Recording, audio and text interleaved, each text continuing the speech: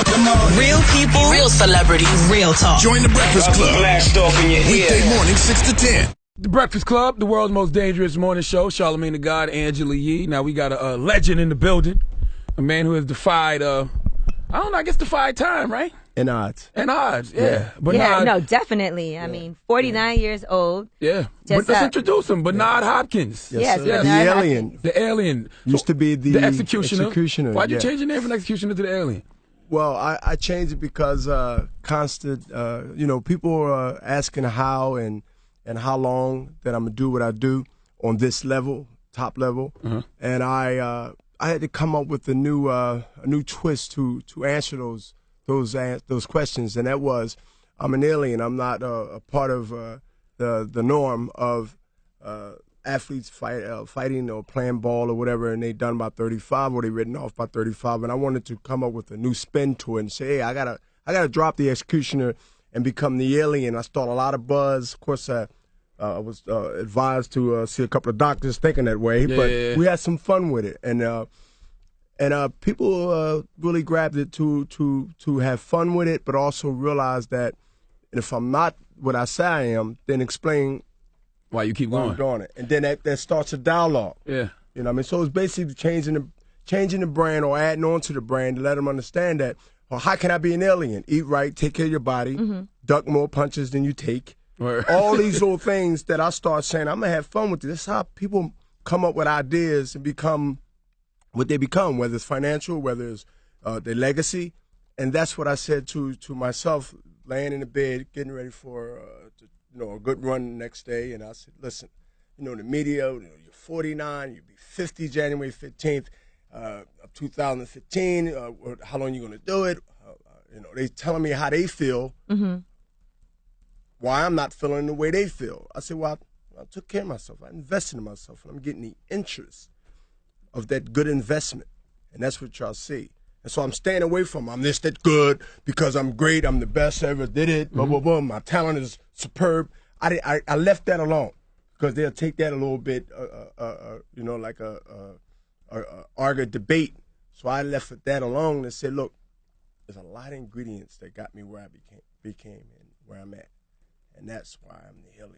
I'm glad you said that, man, because I feel like human beings, we put so much value on things that have age, except for ourselves. Like aged wine is great, aged cheese is great, antique cars, but with us, we act like we get worse with time. You're supposed to get better with age. But you know how, and I agree, the trickery or the technology of everything is old is good. It's old. I'm not eating no old cheese. I don't care. You tell me it's 50, 100 years old. We get this fancy, we get a little money, and this cheese is 100 years old, and you're going to eat it. Yeah. You understand? Yeah. When you was broke, something was old, you threw it in the trash. Yeah, you didn't eat it. Oh, that's spoiled. That's bad. But now, the reverse psychology is that, it's planted to think that things that's been aged and set and nurtured and all that, yeah, some things, not all, okay, you can buy that. That old vintage car I like. That 66 Lincoln suicide doors, long boat. I like that. Yeah. You understand? That can't be messed with. But I look at myself as that, not old, but I look at it as that vintage. I look at it as that wine that's been marinated and left alone. And now you see the rewards of my discipline. As we talked about many years, I almost got 3 decades in this business. I ain't stuttering. You understand what I'm saying? So my whole thing is, and I'm not bragging about that. What I'm saying is I could be 5 years from now, I could be 10 years from now, because this is a sport I risk to put my health in jeopardy.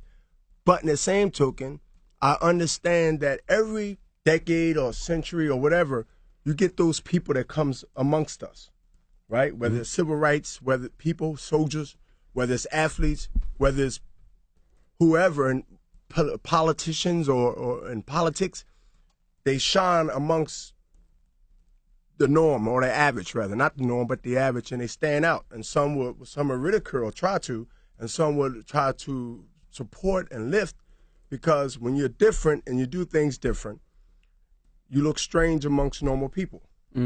So you are going to fight one more fight, I was reading. Well, is that the plan? Or only if the plan is I do.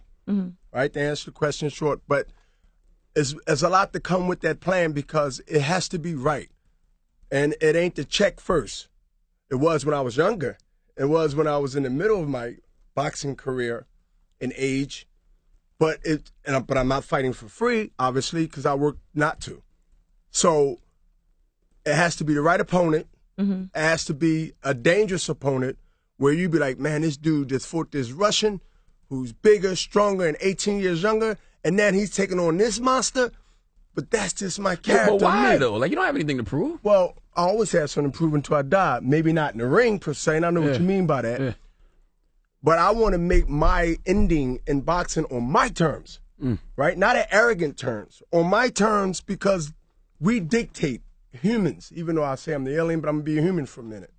We want to dictate when your time is up on this station. You got people that want you out of the game years ago. You didn't listen to that, obviously, because you're here, 2014. True. Longevity. Doing something right, and the ratings are making their quota. Number one, yes. Number one. That's the business part. So I feel like, man, I sit back and been hearing what you came, why, and this and that was legitimate, because I really don't need to prove nothing. 10 years ago in boxing. True. The middleweight division was my legacy. 11 years, you were the champion. 12. 12, okay. Right? 20 defenses. Gotcha. Right? Could have sat back and been in Hall of Fame after 5 years of retirement. Right? Eligibility. But I didn't listen to some that said, you're done, you're this, you've done everything, this, and this, they try to con you out that way. Yo, come on, MV, you've done everything, man, you're great, man, people know you, want you to just go and you're still taking and you go. And they say, oh, we got him out of the way, and then we move somebody else, and they do it in the music business. I sign you, shuffle you, and I pump this guy. I know how I go. So when I'm Charlemagne. MV's not here. We moved him out the way. I'm sorry. Yeah. But he was talking about that earlier out there. But, Yeah.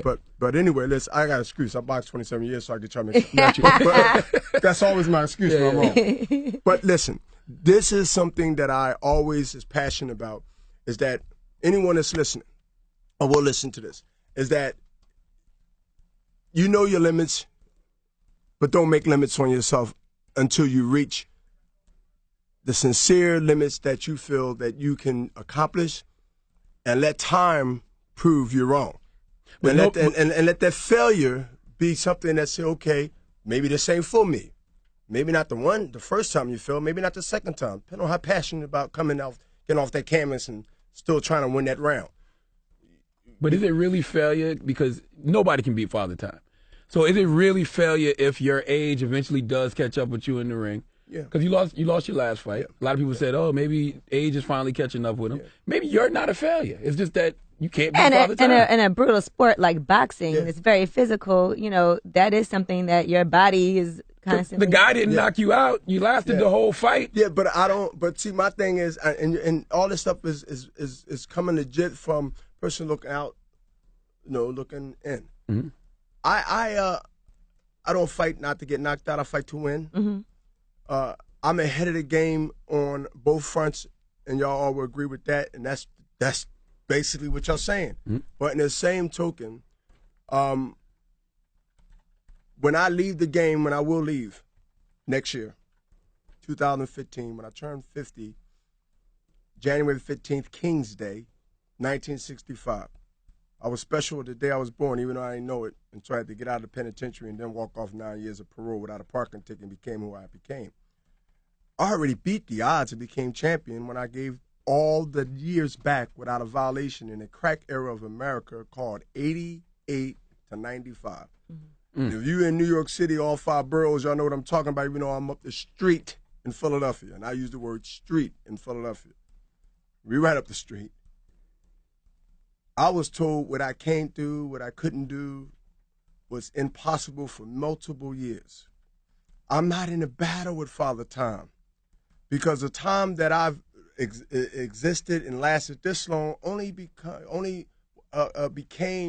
relevant or to fruition is because the same mentality that I have is what I had coming out of that situation. And so I look at all this to ask myself, do I have anything to prove? No. But do I want to leave on my terms because I was told that I wouldn't be nothing, that I would die before 18, and I lived that role. Or I was just as disciplined in the street. And my reputation, and like most street people reputation, they will follow them no matter if they come a sports figure or not.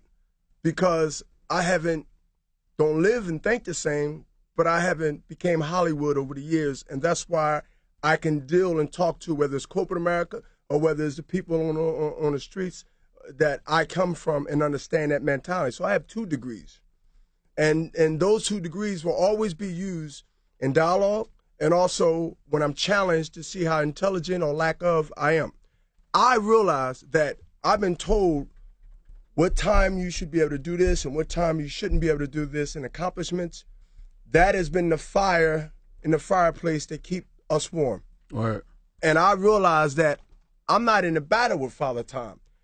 Time in the streets of any neighborhood in America is undefeated. Mm-hmm. The greatest hustlers out of New York, the greatest hustlers in Philly, they say gangsters, I agree.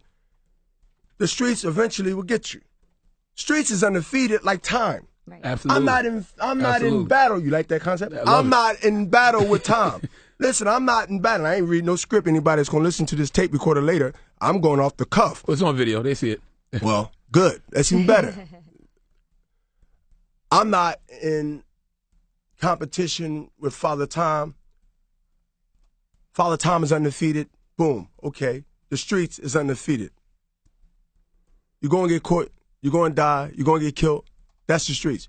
If you're doing something that you ain't supposed to be doing. I'm not preaching. Do what you need to do, what you think, but you won't beat the streets.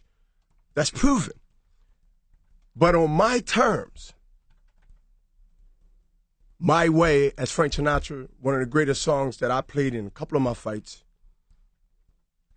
with my friend, entrepreneur Artie Rabin. My terms can't be used or wouldn't be used for any person that just want to use a song. You have to have credibility to say you did it on your terms. So when I'm told that time can't be defeated, why are you fighting this monster Kovalev when everybody else wants to run away from him, which they did, Stevenson? Mm-hmm. That's been me, going against all the odds. I won a championship when I walked off 9 years of parole in a crack society, and I wanted to get money and have the nice things like everybody else can relate to when they listen to this and see this. It's like, yo, like you overcame, like who's going to be foolish to tell you what you can't do no matter if you're 70 or 60, whatever you do, in the ring, out of the ring. And I already started with Golden Boy Promotion. We got 10 years in and got 90% of the fighters locked in under contract and doing right by them, so we won't become those who would despise who you might mention from the past, who might be in the present. And so we come across now as legitimate credibility amongst future Hall of Famers. Oscar's already in the Hall. I will be in the Hall once I say I'm done, and I will be done soon. But I want to leave on my terms, and it will be a celebration. It won't be like it won't be like Max Kellerman said, and he said, Bernard, do this mean that you're done? Why would I cheat myself and say on national TV after all this hard work, personal life, and then this life, and I mended together, and I became who I came, and I'm going to be short-minded and just say, yeah, I'm done. I would not give them that benefit. But what I would do when I do get out, and I will, because nothing lasts forever, not even life. I'm no fool. I didn't get here being a fool. So my whole thing is what? When I do my fight, win, lose, or draw, with a big-name fighter that I can't mention because I don't want him to ask for another $2-3 million to get in the ring for me. That's a business thinking. But what I want to say is this.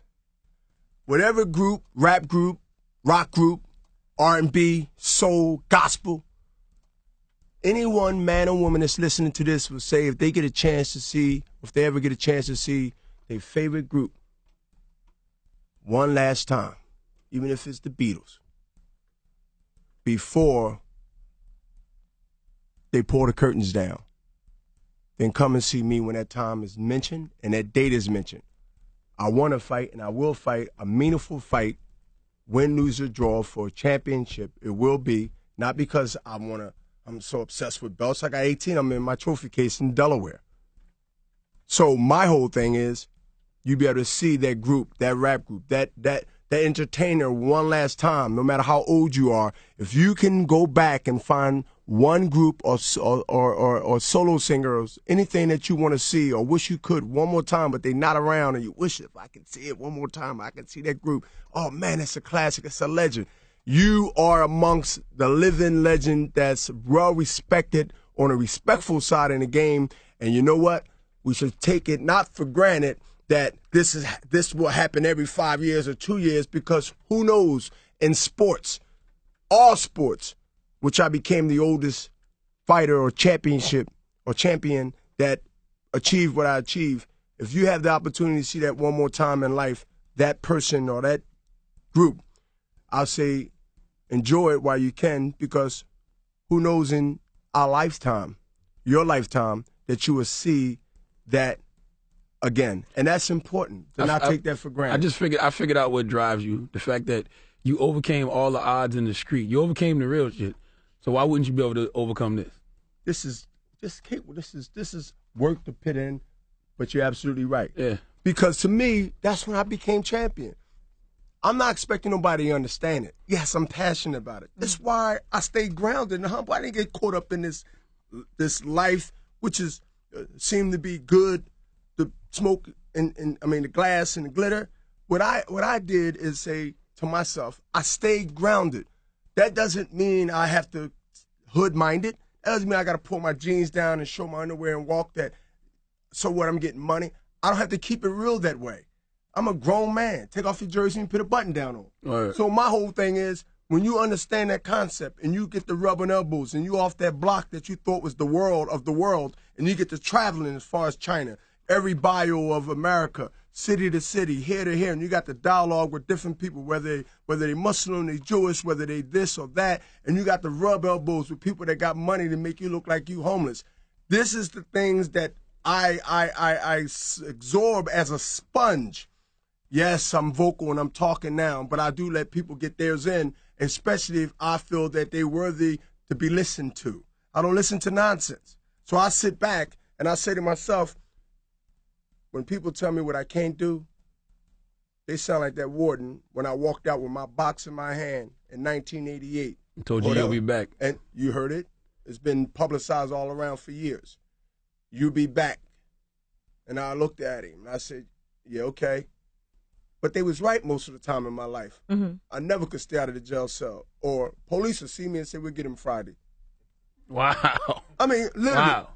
Up in Germantown, in Philadelphia, right above North Philly, Meek Mills, all them, young bulls, all around that area, North Philly, all that, Beanie Siegel, all them. And listen, the police used to see me and walk right past and look, stop. Sometimes I run, we get him Friday. He'll be right here. Where I'm going to go? I ain't got no money. I'm in the neighborhood. Yeah. Right? I'm going to run like a gerbil until they say, let's go get him now. Yeah. Now, nowadays, for you as a partner in Golden Boy, do you decide your own purse? Y'all gave me a lot of patience. Just let me run off like that on you. Nah, we love it. We love when the guests come and they got a story to tell. No, listen. We feel the same way about you. We'll listen to you. Yeah. Because you got something to say. I'm listening. Yes, Golden Boy and how does that work? Do you say, I'm sorry, go ahead. Do you give yourself your own purse? Like, who determines that? Is that you saying, all right, I'm going to pay myself this much for this fight against this person? Because I was reading about your last fight, and he said, usually as a boxer, you get to keep about 25% of the money that you get paid, because you got to pay management, or less. You got to pay everybody. You got to pay taxes on it and everything. So for you, when you fight, who decides that? Do you say, I'm going to pay myself this amount of money? I love that question. I love her. Listen, I pay myself realistically on the market that's there.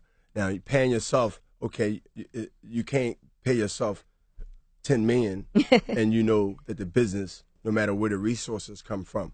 See, when I got turned out in the business being ignorant, and then I realized I had to learn the business, resources come from foreign sales, resources come from marketing of merchandise, resources come from, the first big check is a license fee. The license fee is like having a concert, and you need to have it at a place that can hold, say, 10, 15, 18,000 people. Mm-hmm. To bring that show there, you negotiate with the venue. Right. The venue gives up a check, right? Mm-hmm. The networks gives up a check, whether it's Showtime or HBO. Or pay-per-view, too. It's called license fee. Pay-per-view is based on you risking your talent, the promoter risking his fighter's talent and the promotion to back it up, that you should spend $70 or how many dollars you spend for Floyd Mayweather or anybody fight. That's how they make their money when you buy the fight. There's a risk in pay-per-view. Why? Because you don't get the upfront guaranteed money. Right. HBO and Showtime, regular fights that's not pay-per-view, the promoter negotiate with those networks on a license fee. That's the first check that you get when you got TV involved in your business of promoting fights. That's why promoters have became lazy. Why? Because back in the day, you had to hustle as a promoter. You had to go out and promote the fight, spend money on a fight to get people in the venue. But when the networks became involved in the boxing in the last 25 or 30 years, that big check, the promoter basically show up at a press conference, right? Because the network's going to put out their film guys. They're going to put out their 24/7 guys to follow you. They're going to put the posters up. They're going to put the billboards up, which mine's all on 95 from Delaware to Philadelphia to tri-state area. So the promoters now don't have to risk their money, and they don't have to go out there and hustle like they used to when they had to be flat-footed on the streets, hitting with flyers, handing them out. And that's the good and bad part about the motivation of having a fighter, signing a fighter, and then saying to networks, I got the #1 contender, I need a check. And then they sit down and watch what happens, and then it goes on and on and on over the years and years and years and years. So the promoters, most, not all, became lazy because the networks now have given checks where they don't have to promote. They got the money already. Now, if I pay you before you come here, you'll think some days like, wait a minute. I'm good. I ain't coming in today. I'm good. Are you interested in seeing a Pacquiao-Mayweather fight? And how close are we to seeing that? Because I heard Oscar De La Hoya from Golden Boy Promotions said everybody he'll put up whatever. Is it close? I don't think it's going to happen. Why not? It's a lot of. I don't think it's going to happen because of one dislike for one. Bob Arum is a promoter of Pacquiao, and Floyd and Bob Arum is well known and publicized. I'm not breaking no news. Floyd said might hate each other. Yeah. Right? You know what I mean? And that word hate is strong, but I'm going to go as that far, and somebody will correct me later, and I don't care if they do. But the bottom line is, people say it's too much money not to fight. Well, it's hard really to convince a person of both sides about why they shouldn't fight because of money when you already have it. See, a hungry man can't really understand and relate to a person with a full stomach. Right. Vice versa. So when you're in a predicament where you don't need, or a prediction where you don't need the money, no matter how big it seems to us, right? When you have what you have and you cool, you can respond different than when you say don't have. And so that's one. Do he need Pacquiao? Do Pacquiao need Floyd more? Yeah, Pacquiao needs Floyd more than Floyd needs Pacquiao. That's a problem too. See, all these are leverage. Leverage that is on Floyd's side. And even if you look at the knockout that Pacquiao with Marquez, that's diminished the hype even more. Right. But do people want to see it, fight fans, and market behind it and pump it up? Yeah. But should it happen 3 or 4 years ago? Absolutely. Who you think would win? Floyd. Easily. Yep. Not easily. No, because Pacquiao's style, and I'm not going to, well, I can say style makes fight and leave it alone, but it's bigger than that. Pacquiao will make Floyd earn that victory. My fight with Sergey, I didn't win, but he earned it. He had to earn it. Yeah. See, losing is losing, winning is winning. But when you make a guy earn it, whether side you fall on, loss or win, you know that he had to earn that. I ain't give you nothing. You had to earn that. And let other people say, man, he was 49 years old. This guy, man, knocking out everybody he fought. And this 49-year-old man, and you almost had him in the 10th. You buzzed him. I'm not on a moral victory type of dude. I'm telling people I didn't win. They said, you did? This guy's supposed to just, don't you understand? People thought this was going to be the one that just slay you. Okay, I didn't win. But you inspired me. You 49, dude. Don't you know nobody, unless they doing something or taking something, you 49 years old rumbling with these dudes you ain't got to rumble. That speaks about character, about people or team or anybody else. So a moral victory is not a victory? No. Right. No. Because I teach my kids, and I got 2 young babies and a 16-year-old next year. Wow. And my whole thing is, my whole thing is, when you go into any job and you go in there and think you should be rewarded because you put an effort behind coming to work, getting on a mic, dealing with the issues and the hot topics, yo, you got to be twice as better or 10 times better than what else out there that's doing the same thing that you doing or got the same job that you doing. I'm a fighter. It's multiple fighters out there. You do what you do. It's multiple stations and competitors trying to get your customers, man. So that means that you got to be on your game every day. You got to train like a fighter when you come in here. Right. If you don't, when the ratings go down, you're going to have somebody calling you saying, or coming here and saying, yo, dig this. We all replaceable, absolutely. We all replaceable.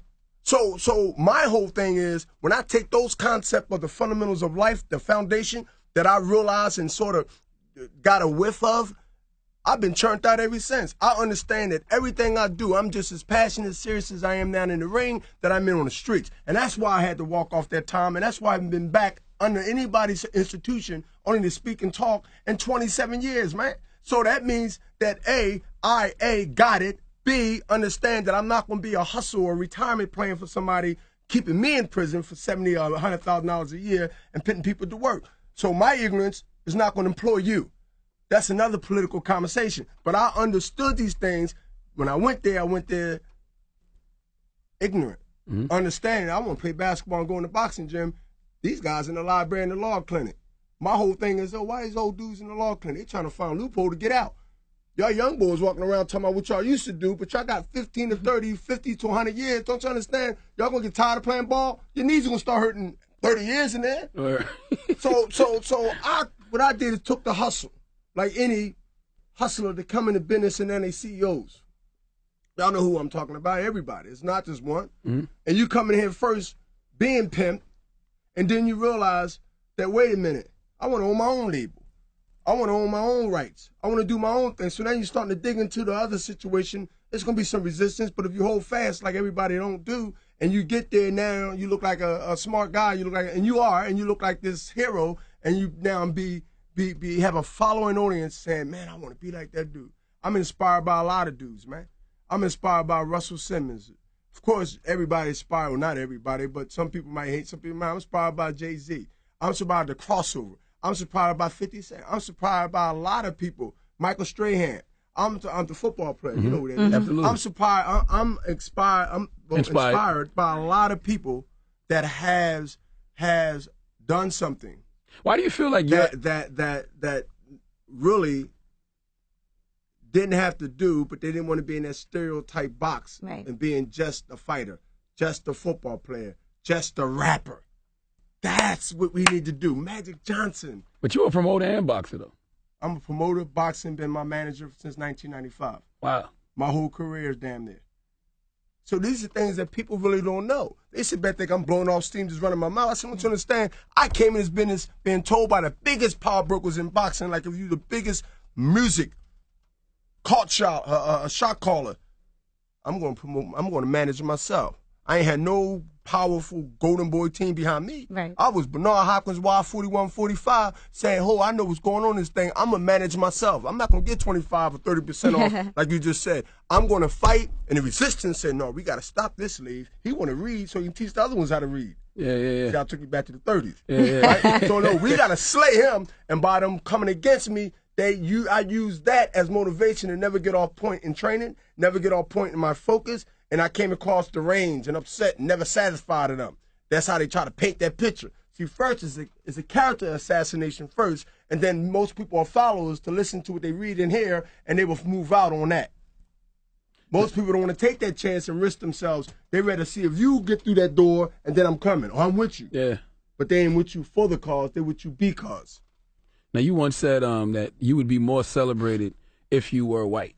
Like, people would celebrate That was you. recent. Yeah, people would celebrate you more. No, I said this.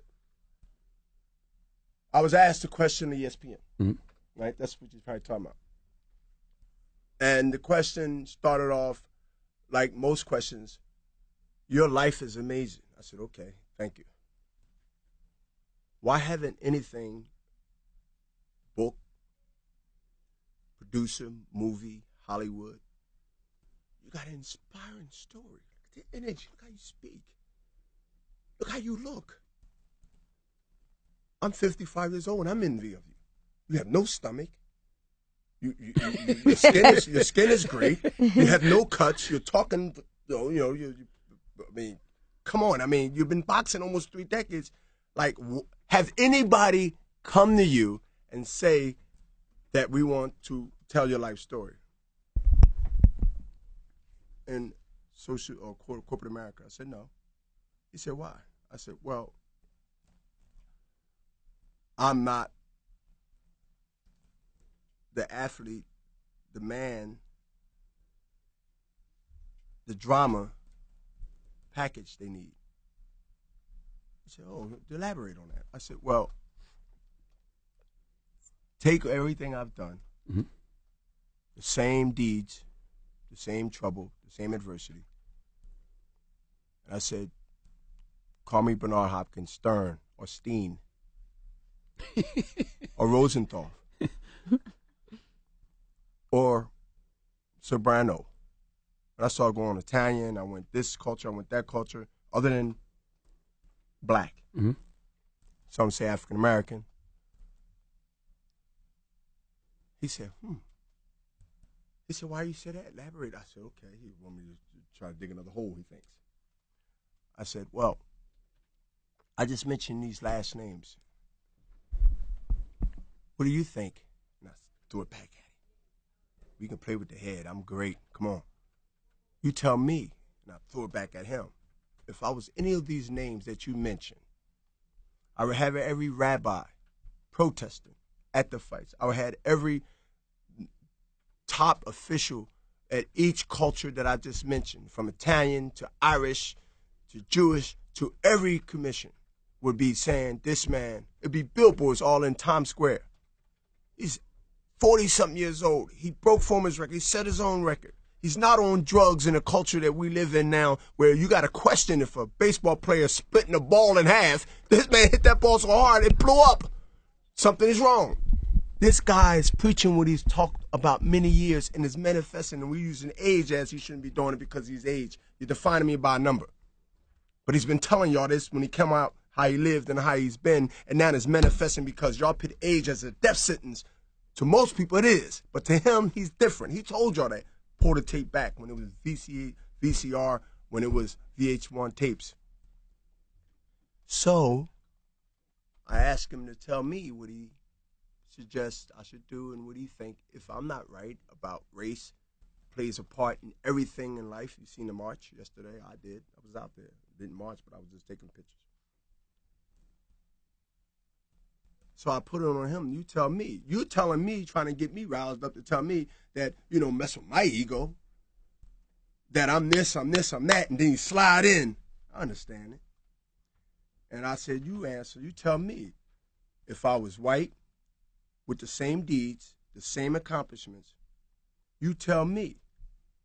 And I start mentioning these names. I said, I'll be bigger than Obama right now if I was any other than black. See, I'd be a fool to say because I don't get these things when I'm black. They say, well, then you can point out the sneaker deals, you can put out the athletes. I don't have no merit, no argument. But when I put it the way I put it just now to you, put it this way to you and everybody else, and they got a chance to explain the other piece that most people didn't hear or see or read, they be like, oh, okay, I understand. At least you get to look at it both ways, and that's all I ask. And everything I say and do, if you read the sound, if you hear the clip of One Piece and you hear the other, you'd be like, okay, I'm a person that wants you to debate about those two things to debate about. And so, shut him down. Bernard, there got to be something wrong. I said, yeah, but if I run the light, if I get caught with a prostitute 3 in the morning. Front page news, baby. Front page news, especially if she white. I'll be the Bill Cosby. 2 guys from Philly. I'll be, but listen, I'll be the boxer Bill Cosby. Right. But when you're too clean, Bernard. What do you're not doing what we need ignorance. We need you to have your pants down. But your past is ignorant, though. Your past. Yeah. Well, and some never get out of that. Yeah. See, I understood the big picture. I said to myself a long time ago, yo, man, Allahi, I lost my first fight as a pro in the Resorts Casino in Atlantic City in 1988 to Clinton Mitchell. I remember that like it was yesterday, and I ain't like that feeling. I heard the warden when I lost. Somehow, everything I challenged, whether it's relationship, whether it's my own creation of problems, whether it's this or whether it's that, whether it's a challenge, whether it's a fight, whether it's negotiating, whether it's real estate, buying a building, 20 units, whatever it is, I always say to myself, you got to remember that warden. Because people will say quickly, forget the past. The past is over. You where you at. You got millions. You living great. You fine. But you all don't understand. Until you die and leave and get out the race of life, the fight is always going to be something different. And I'm not saying fight in a way you got to, because you'll burn out. Mm-hmm. I'm saying in a situation that is always going to be something that you're going to have to deal with. You either deal with it recklessly or you deal with it with calm and patience. And sometimes you do have to raise your voice. Right. And sometimes you do have to go ahead and hold firm. But it takes a strong mind, which I have a great strong mental capacity to be able to say to myself, you know what? I got to go back to my survival mood. I got to go back to what got me here. Nothing rattles Bernard Hopkins. Nothing rattles me. That doesn't mean I don't have feelings. It doesn't mean that I don't get in a quiet place and say, I'm going to figure this out. Oh, man, I really screwed up. Everything, I feel that, well, anything that's broken, I believe in time fixes it. In some cases, you can fix it now or tomorrow or whenever. And so I'm off that philosophy. You know what I mean? That until I'm actually not breathing no more, mm-hmm. I always have a chance. Let's leave it there, man. All right. And tomorrow, HBO Boxing in Brooklyn. Yeah. Now let's talk about 2 days that went by. Let's talk about tomorrow in Brooklyn. HBO After Dark. You know what I mean? Rosado, you know, I'm from Philadelphia. Tough. Listen, don't let the 8 losses. This is going to be a shootout. Fool you. But it's going to be a great fight in Brooklyn. And New York is great fight fans. Boxing After Dark. Tickets, not a lot, but they're still available. So go get the tickets. They are coming. And coming to see it from the tri-state area. And you know what? The good thing is, you know, you'll see fights that you be able to grow up with some of the undercard fighters that's really amateur stars that's trying to replace the future stars that's pros or all them pros that's at they peak right now. And so a changeover like anything in life. Mm-hmm. You have what's now, the present, and then you have the upcoming. You know, in basketball, they call them rookies. They take the veteran spot as time go on. So we have a lot of talent, raw talent. That getting on the ground floor. From New York. Right. So HBO After Dark, Barclays Center, Barclays, and it's going to be great, and I'm going to be there, and a few other celebrity boxers will be there. And we're going to have a fun time. And again, 2015, Golden Boy Promotion. I kicked it off with fighting Sergey. Your final fight next year? I'm calling out every fighter to fight the best fighters in their division to bring respect and credibility in a sport that I love and a lot of other people love, to see the best fight the best. You like to see the best fight the best. I like to see the best fight the best, whether it's Pacquiao and Floyd, whether it's this guy or that guy, whoever it is. All promoters should think this way, and we will bring the respect and credibility back into boxing for mainstream America, and we will bring it back to the fans when we want to ask them to spend $70 for pay-per-view, give them something to say why they should rush home and buy the fight of any fight in the future that we do as Golden Boy or any other promoter do. Support it if it's right. Don't support it if it's not. Mr. Hopkins, thank you for coming, my brother. Very inspiring. Thank you. Very inspiring. It's The Breakfast Club.